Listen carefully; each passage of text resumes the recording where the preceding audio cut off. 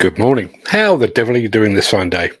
I'm on time for my own show. How about that? Hopefully I'm a bit better organised and prepared than I was this time yesterday as well. Just goes to show, even as we near our 350th show, I still can't let my guard down and get complacent. Now, before we begin, I have some important news. A new study has revealed that white tower cranes are less likely to be hit by aircraft than red or blue ones.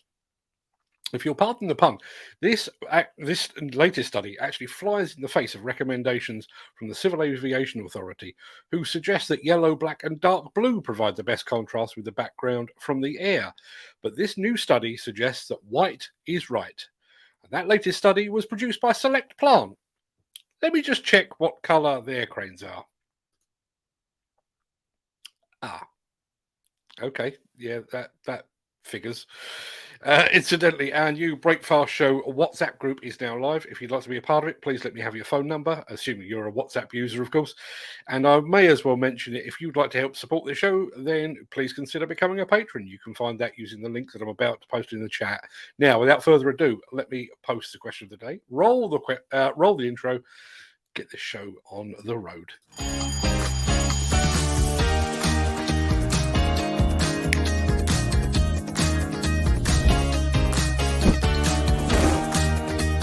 Welcome to the Breakfast Show. I'm your host, Mark Anthony.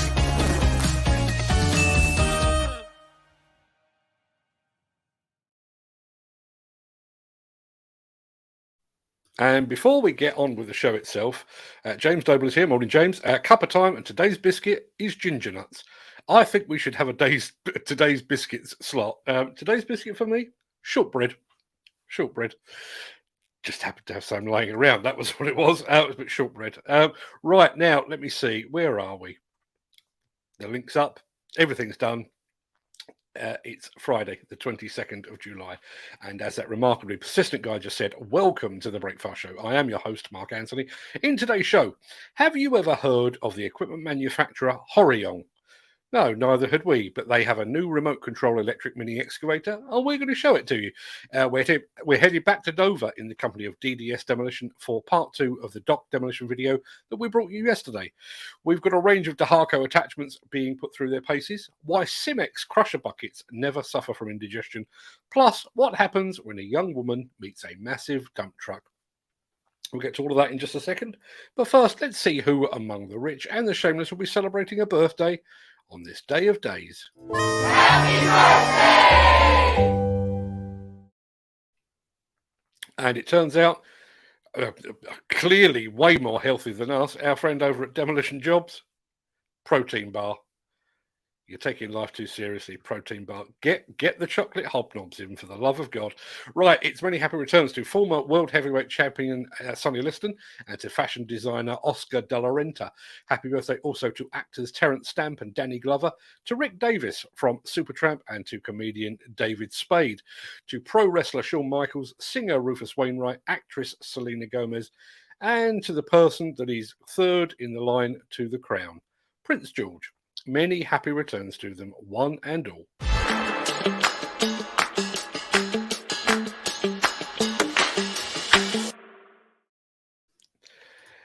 Now, you'd think that after 33 years of doing this job, nearly 34 actually, I would know pretty much every equipment manufacturer worth knowing.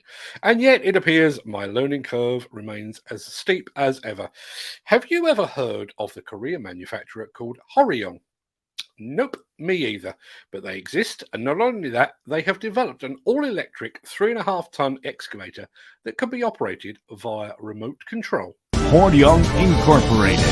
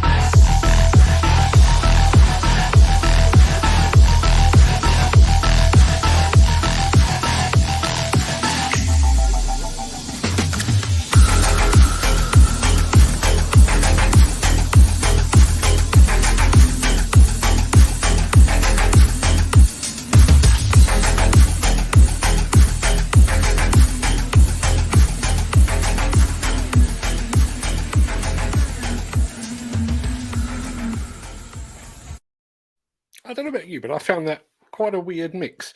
The machine itself looks a little bit primitive, and yet they've apparently conquered the dual challenges of electrical power and remote control. If you'd like to know more about Horion, and I'm pretty sure I'm not pronouncing that correctly, but if you would like to know more about Horion, you can find a link in the chat. Now, speaking of the chat, I believe we may have opened a can of worms here. Biscuit of the day is becoming a thing. Who knew? Gary Muirhead, far more a man of my taste. Biscuit of the day, Kit Kat. Proper job. And poor old Al Grierson, who is over in Luxembourg. I'm sure Luxembourg has its own biscuits, but Al Grierson says, geez, thank you a lot, and I'll have to head to the Wee English shop this afternoon. There you are. Now, Mr. Drew, dark chocolate covered butter biscuits, but I'm restricted to only 2 a day. And having lived with you for 3 days, he follows his diet very, very religiously, and well done to him for doing that. Right, I need to press a button. Let's choose a random one. I'll go with this one. The Miller GT series heralds a new era of unrivaled power and cutting-edge intelligent coupler technology, increasing job site safety, machine versatility, and productivity. It's the added versatility that you need at the value you can afford. To find out more, visit millergroundbreaking.com. For those that believe the fairer sex has no place in this industry, you might want to look away now. The film we're about to show you features a young woman who is not only driving a dump truck, she is driving one of the biggest dump trucks in the world. And if you ask me, she's doing a pretty damn good job of it as well. Hi, my name's April Catling, and today I'm driving a Caterpillar 797F rear dump truck at Peak Downs Mine. So this is our retarder. This is the brake you pretty much use all the time. Your foot brake you only use, which is called your service brake. You only use it when you're going under 10 k's an hour. And your retarder actually has an automatic retard. So when I'm going down this hill, it's going to automatically brake for me, so I don't have to do it. All automatic. You can lock it into whatever gear you like, but yeah, automatic. Don't have to change around too much. Right now, the digger is loading us, and we're moving forward in queue, and we're going to wait till it's our turn. Well, the digger digs the dirt and he loads the truck, and then we go up to the dump and dump the dirt and come back. So now it's my turn, so I get to go up to the digger.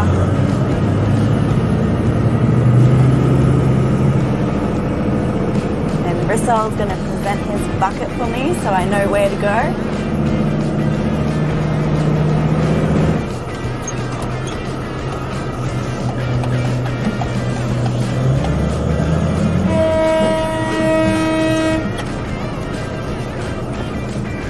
And yeah, the digger beats his horn at me to let me know to stop and don't go any further back. And we wait. Oh, I definitely think I still get excitement out of driving the truck. Yeah, it's different every day. It is good. It's something I really enjoy it. It's not for everyone, but I like it. We've got an amazing crew out here.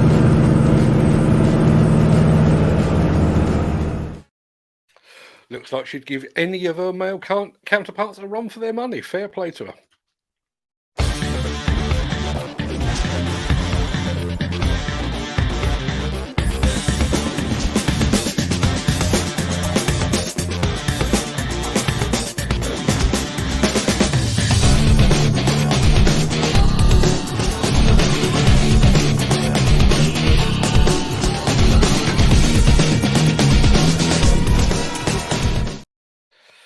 Given that we found ourselves unexpectedly in a biscuit-based rabbit hole this morning, now seems like a pretty good time to do this.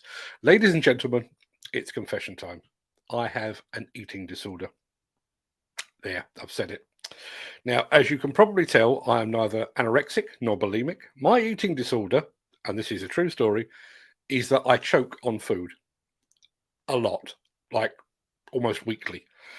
I've choked on everything from bread and meat to the tiniest piece of broccoli floret. In fact, the thing I choke on most regularly is rice. Single grains of rice. Where is all this going, I hear you ask? Well, let me just say I will be watching the following film with a mix of awe and envy. As someone that can barely drink a glass of water without a near-death experience, watching something consume reinforced concrete is absolutely astonishing to me.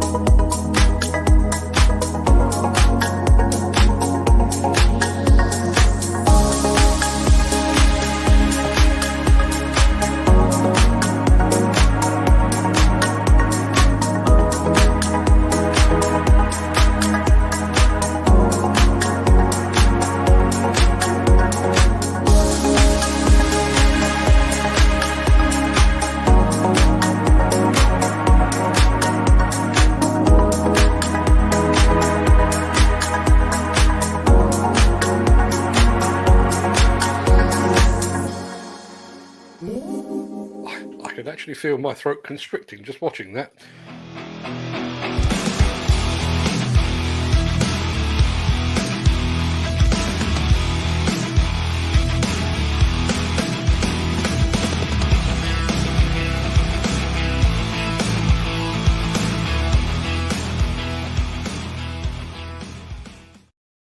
Before I move on, I'm just going to throw this up. Gary Muirhead has just said crusher buckets have come a long way in the industry. They certainly have. I did the PR for Worsley Plant. Sean Heron, morning Sean, if you're watching, way back when he was pioneering the MB crusher concept over here in the UK. And to begin with, it was a bit of an uphill struggle. I don't think people actually grasped the benefits of that. But I do remember when I was summoned back to Plant Manager's Journal to act as caretaker editor for a little while, we actually ran a test of an MB crusher bucket alongside a Red Rhino mini track mounted crusher, and the MB crusher absolutely stormed home, absolutely destroyed the Red Rhino crusher. Red Rhino crusher, absolutely fantastic product, but the MB crusher really did prove its worth on that day. And I think with the advent of things like quick couplers and that kind of thing, all of a sudden we do have the ability to add those sort of tools to our armory. Now, if you were here yesterday, and if you weren't, where the hell were you? I hope you have a note from your mother. You will know that we brought you a film from the team at DDS Demolition that featured their work at Dover Dock. Well, yesterday's film was actually the first of 2 parts, and we now have the second part for you.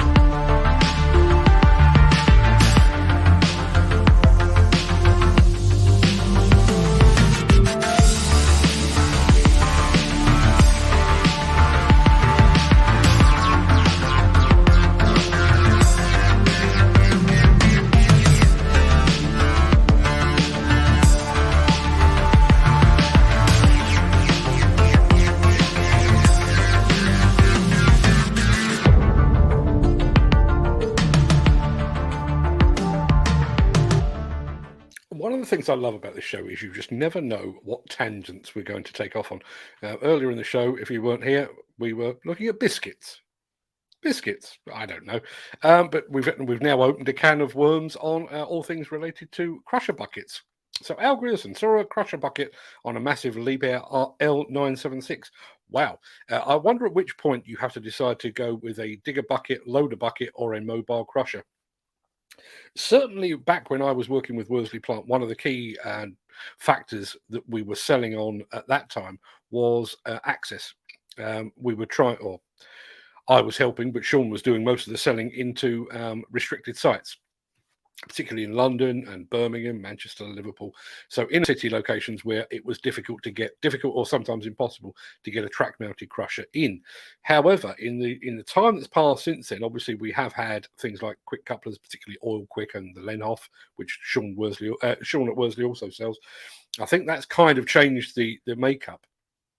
And I think we now have the ability with those quick couplers, rather than thinking of those jobs as a machine for the cutting, the crunching, and the munching, and the crunching, and all that kind of thing, and then to pass it through a track-mounted crusher, which is served by another excavator and possibly a wheel loader that then deals with that segregated material.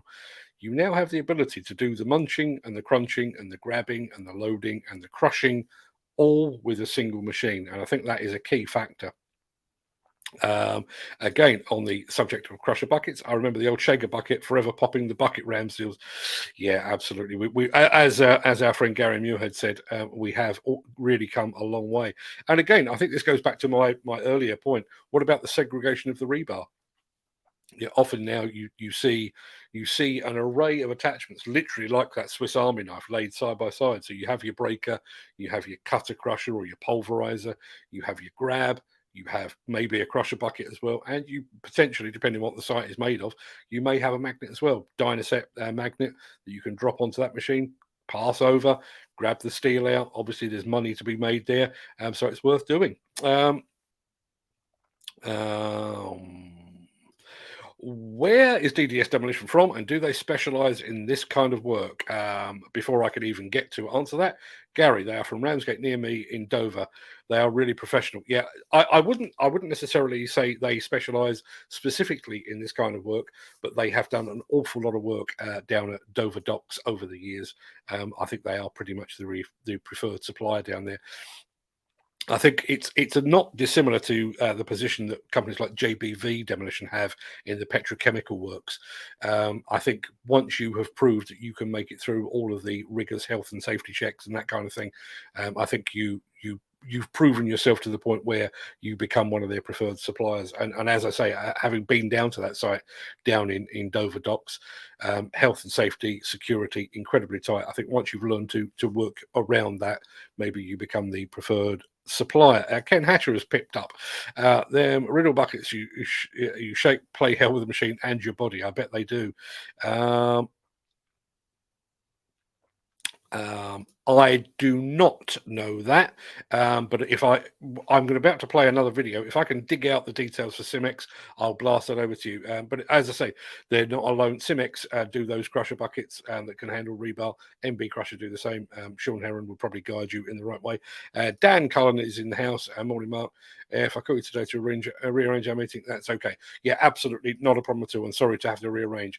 360 mounted crusher buckets compatible with small tasks for productivity and extraction of rebar. Track mounted crushers linked to screeners. The ideal, yeah, they are the ideal. But again, when you're looking at restricted sites and again, when you're thinking about the cost of doing these things, do you really want to be paying to transport 2 machines and pay 2 sets of wages and 2 sets of fuel bills if you can get away with just the one? Talk amongst yourselves. I've got something else to tell you. Imagine you find yourself with the last bit of building, the remnants of a silo, perhaps. You've got a mini excavator and an array of Dehaco attachments. You're going to give them all a try, aren't you?